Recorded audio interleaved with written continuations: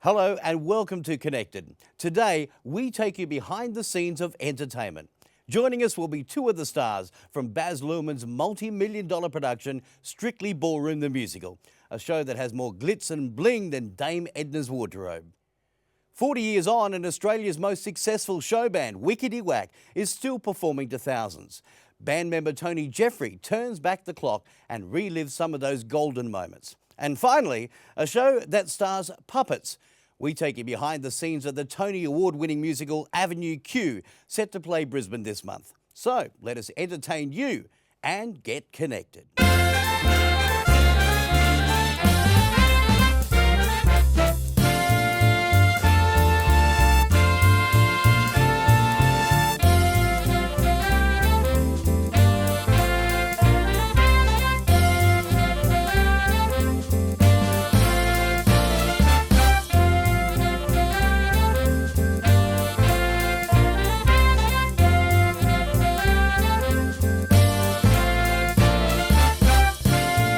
First up, though, as we do each and every week, is check out what's happening around southeast Queensland. And to do that, we're joined by our radio guru, Hinksy. How are you, mate? I'm good, mate. How are you? Exceptionally well. Lots happening around southeast Queensland. Oh, look, I know you've got your Lederhausen in the old wardrobe at home there. So You've been peeking. Last time I was there at a barbecue at your place, I noticed that in the wardrobe, all the suspenders and all the big socks, Clark Griswold style was all there. Yes, it was, very much so. So where's this leading to? Break it out, because I know you like a nice bratwurst. Who doesn't? Bigger the better. Because Oktoberfest is coming, 9th to 11th of October at the Brisbane Showgrounds. It's always a whole heap of fun. Go and check out the bell ringers. Yeah, they've got bell ringers, they've got competitions, traditional music and dance, of course. And I also hear they have yodelers. They do have yodelers. Do you yodel? Absolutely not. Give it a try anyway. You want me to have a go? Yeah, why not? Just clear my throat. All right, thanks. Yodelay-hee-hoo! I wouldn't compete if I was you. Yeah, no, I think I'll not bother with that one. All right, somehow. October 9 to 11. At the Brisbane Showgrounds. Brisbane Showgrounds, and you can get further information by checking out oktoberfestbrisbane.com, and that'll give you all the details. Now, of course, we've also got some more shows coming up at QPAC. Yeah, lots happening at QPAC. In fact, on October 10, something that is absolutely fantastic. If you want to see what happens behind the scenes at QPAC, like, costuming and staging and all that sort of thing, they're doing this big walkthrough so that you can go and check out what happens behind the scenes. It's all very interesting because Strictly Ballroom will just about to leave, so you'll get to see behind the scenes of some of that stuff, and Les Mis is just about to come in. So. Great. So it's something to look forward to. Brisbane Open House 2015, and of course you can get further information on the website qpac.com.au. It's simple as that, isn't it, really? That's right. All you need to do is type it in and just get sore fingers. All right. Thanks very much for that, mate. We'll look forward to catching up with you during the show. Absolutely. And speaking of QPAC, Strictly Ballroom the Musical is one show that's playing there. It originated as a stage play that Baz Luhrmann devised with some of the group of students at NIDA back in 1984. Well, since then it has become a smash hit Australian movie and a blockbuster musical with great songs in it like Time After Time, Love Is in the Air, and new songs from artists Eddie Perfect and Sia.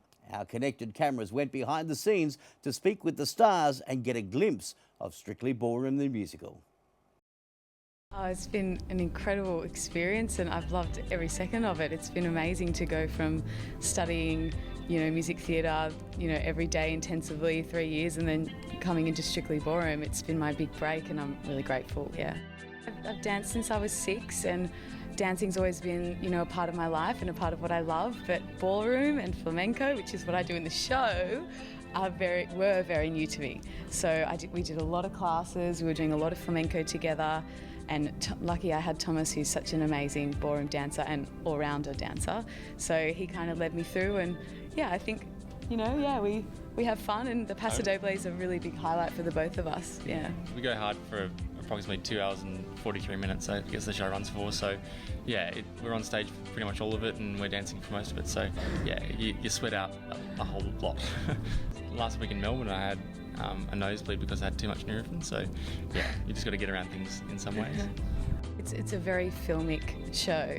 It's beautiful and it's really grand and magical, and it's got the Catherine Martin touch as well, which is, you know, she's won 4 Oscars, so it's looking pretty good out there. Yeah, and people, in Melbourne and Sydney so far have come 3 or 4 times because there's so much to look at. There's always something going on. Kids will be running up on stage at the end, and they'll be followed by their parents trying to hold them back. And the grandparents, it's really sweet. Being as a dancer growing up, I started dancing when I was 2, so it was always one of those dance movies that I'd watch, and nowadays it's like Step Up and stuff like that. So yeah, it was always one of the ones that I got to I knew see. the film so well. It didn't matter that I wasn't old enough. I think just like, it's one of those movies you watch at your grandma's house, you know, on the weekend. I knew the film really well and I loved the film. So when I heard the musical was coming, I was like, oh, how exciting. I hope I can be in that in some way, you know.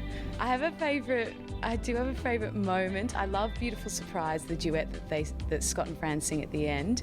But my favourite moment would be when Fran first asked Scott to dance with her, when it's all ahead of them, and, you know, she's sort of daggy Fran with her glasses, and she's a bit awkward and uncomfortable, but she's like full of courage and spirit and has no idea what's going to happen in the future, but she's determined that Scott's going to dance with her. So I just love that part. It's always a lot of fun for me. For me, to be Scott's solo, to be able to dance my heart out 8 times a week, it's pretty special.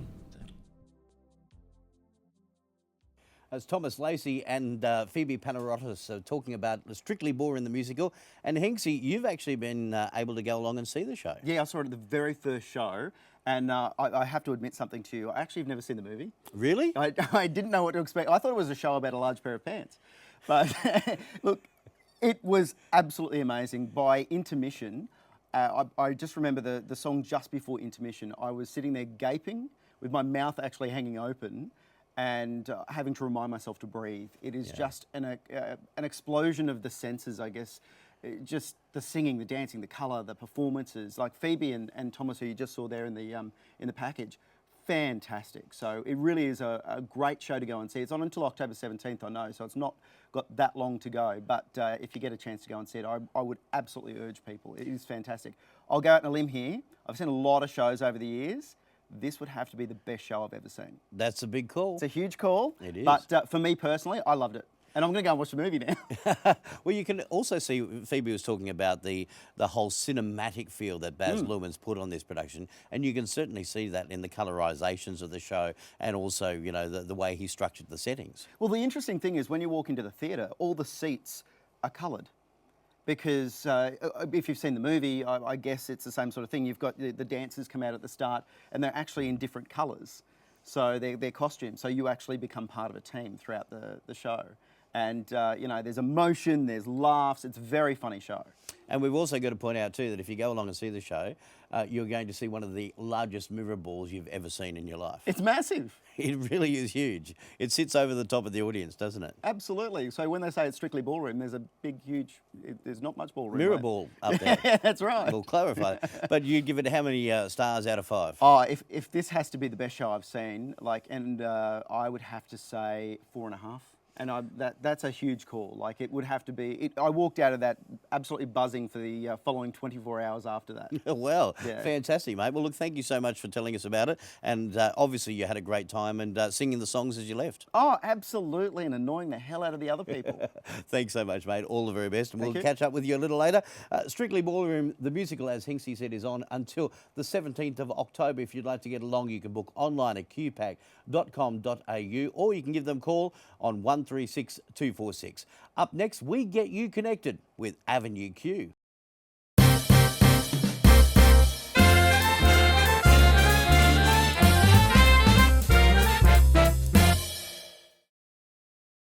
Well, welcome back to Connected. It has songs like The Internet is for Porn and It Sucks to Be Me, and stars Trekkie Monster, Kate Monster and Lucy the Slut.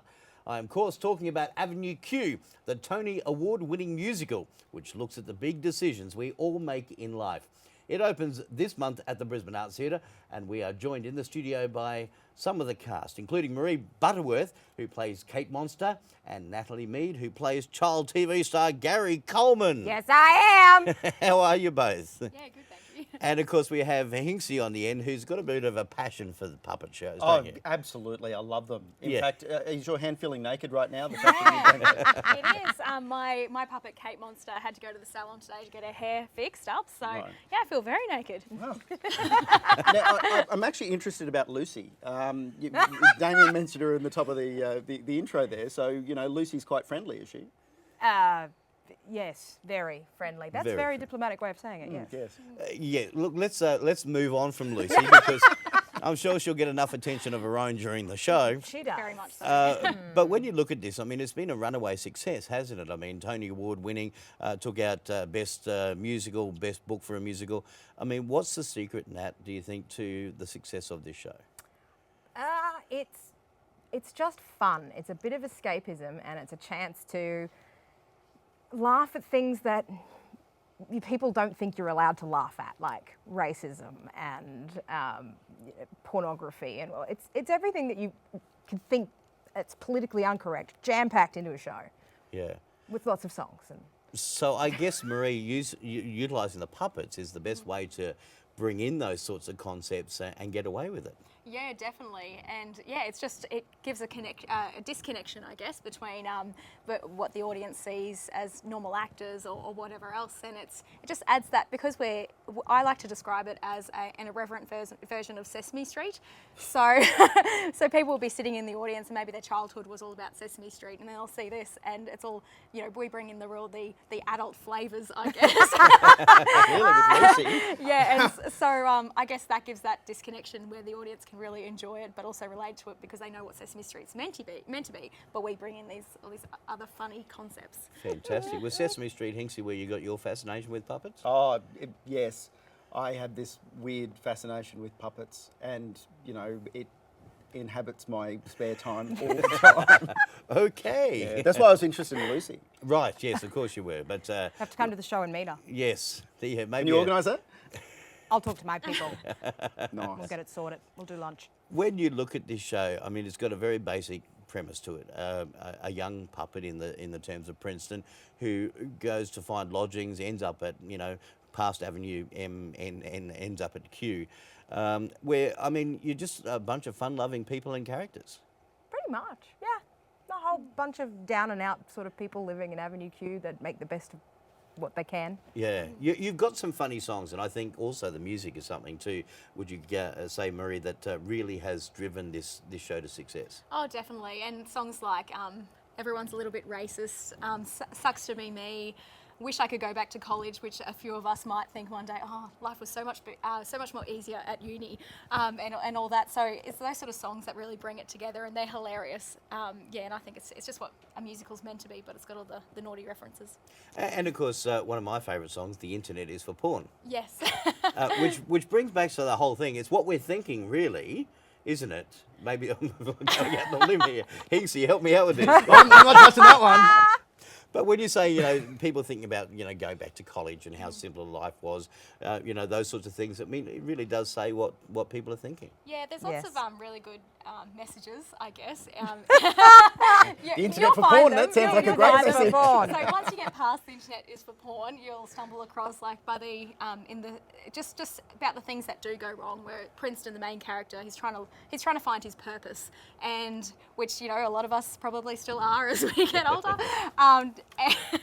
So what his deal is, he's trying to find, you know, his mission in life, and but then he meets other people like Lucy the Slut and other people who might help Please don't him, mention that character. such as Kate Monster, my character, and all these people who become part of his life to basically shape the way it goes. Yeah, you're obviously having a lot of fun playing Gary Coleman. Yes, he's so much fun. Even though he has the real Gary Coleman has departed us now. Yes. But you know, it was something that I guess the producers really wish they could have gotten him back into that show role. I think they were really trying to get him in, but I don't think it happened. But Didn't yeah, happen. It's fun, and it's traditionally on Broadway played by a woman, which is even more fun. Fantastic. So yes, I've had to change the old hair. Well, before we let you go, quickly give us the famous phrase from Gary Coleman. What you talk about, Willis? Here you go. You've heard it now. Exclusive it. here to Doing it Connected. again. Thank you so much for joining us, folks, and all the very best for the season. Thank you you. very much. Thank you. And you can catch this fantastic production of Avenue Q at the Brisbane Arts Theatre from October 17 until December 19. Book your tickets now through their website, artstheatre.com.au. Coming up after the break, we have Tony Jeffrey, frontman of Wickety Wak, joining us in the studio, so stay tuned on Connected.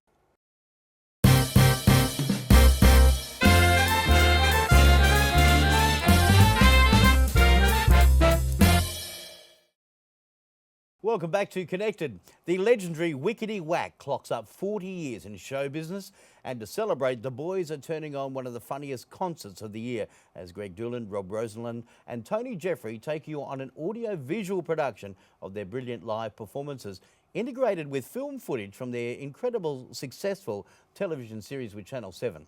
We have Tony Jeffrey with us here, and he's going to chat about it. How are you, mate? Great to see you, Damien. It is good to see you. A long time. It has been a very long time. You were behind one of those things. I was actually on the crew of the Channel Waxwork specials. Yeah.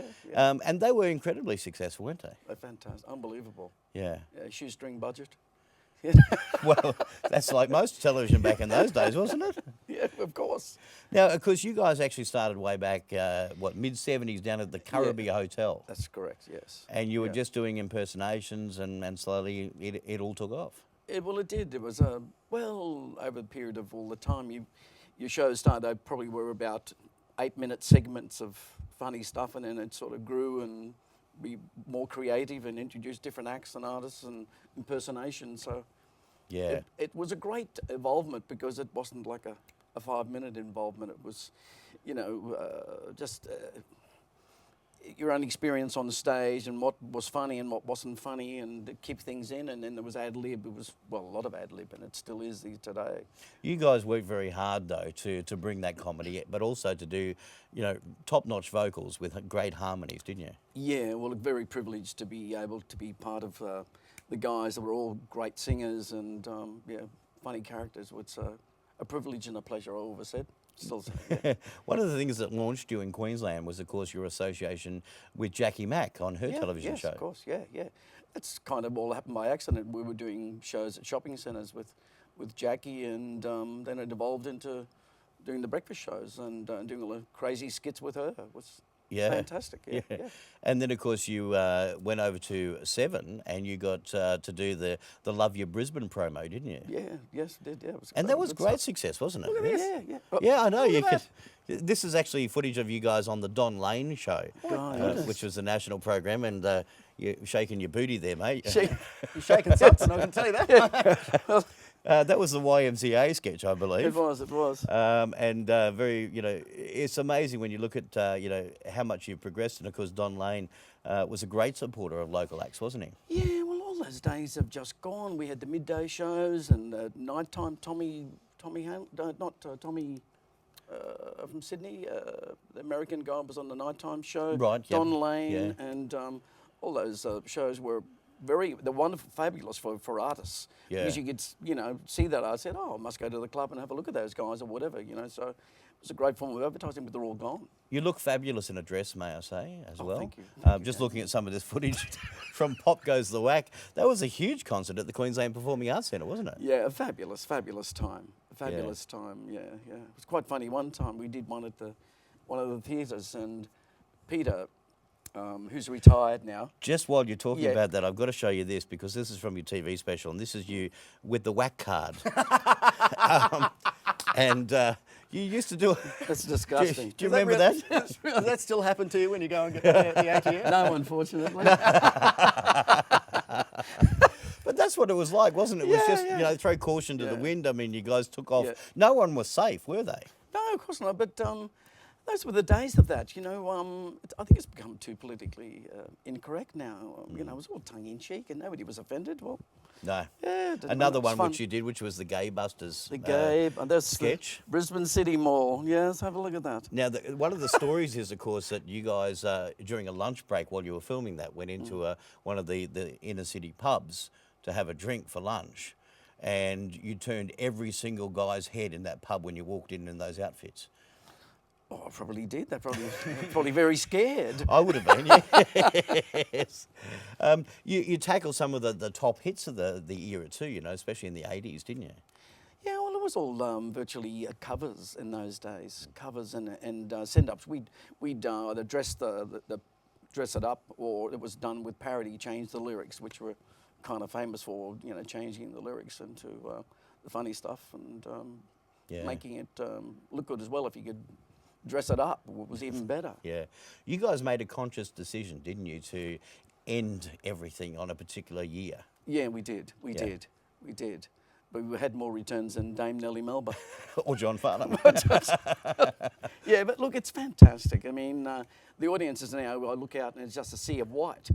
Right. But I mean, that's our demographic, really, you know. So, Yeah. But it's fabulous that it's quite unbelievable, but very, I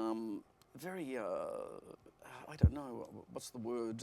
It's going to that Satisfying nostalgic or too. Nostalgia, you know? But it's quite a privilege that people, over a period of 40 years, have still, they've gone away, come to see us in the early days, they've gone away, got married, come back, and then they bring their children, bring their kids back. Getting you that It's a new bit demographic. daunting. It's a bit daunting. you see. I'm pretty impressed that you put Damien in a garbage truck at one point back in the day. That's for the Well- wax specials, yes. How That could we- you tell between him and the other crap? Yeah, thank you very much, Hinksy. That was wonderful, yeah. Tony's there going, oh, how do I respond to that? I can't. You're on your 40th anniversary tour now. Yeah. It must be a lot of fun teaming back up with Greg It's and fabulous. and It's Robin. absolutely fabulous. Unfortunately, we lost Parney. He's gone Yep. to the big entertainment venue in the sky. Beautiful man. And Peter has retired. He doesn't want to. We've pestered him.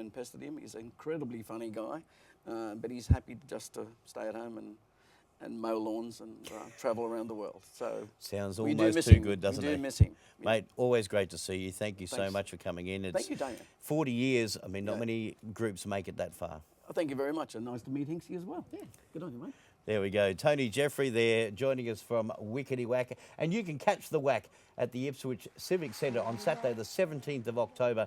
Grab your tickets now by phoning 38106100. Now for your entertainment though, here is Tony Jeffrey and the Wak under the night sky.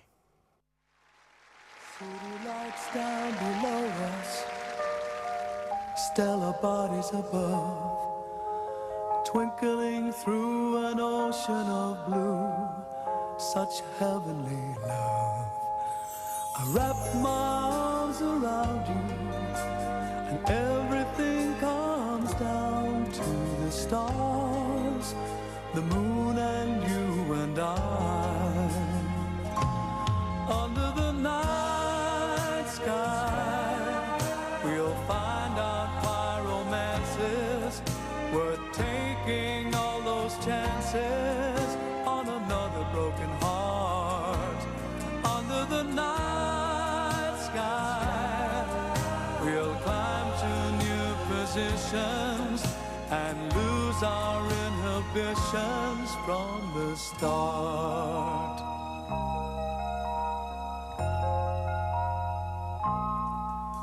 Silhouettes close together,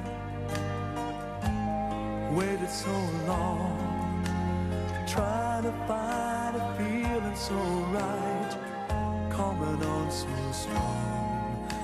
And Jupiter is glowing, constellations flowing, silver shadowed clouds drifting by. Under the night sky, we'll find out why romances were taking all those chances on another broken heart. Under the night sky, we'll climb to new positions and lose our inhibitions from the start.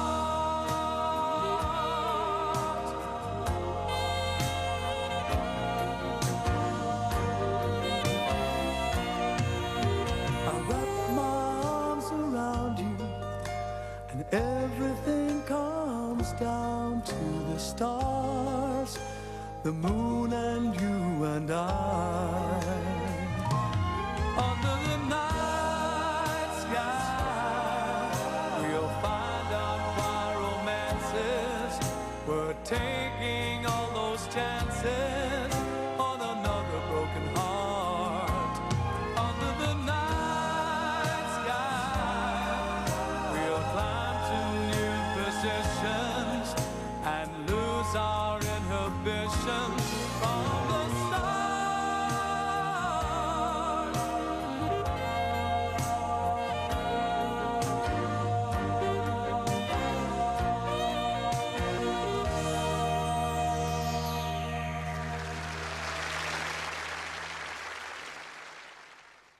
That's a great song from Wickety Wak, and if you want to know more about the band, check their website, wicketywak.com.au. That wraps up this edition of the show. We look forward to your company next week when we get connected. Bye for now.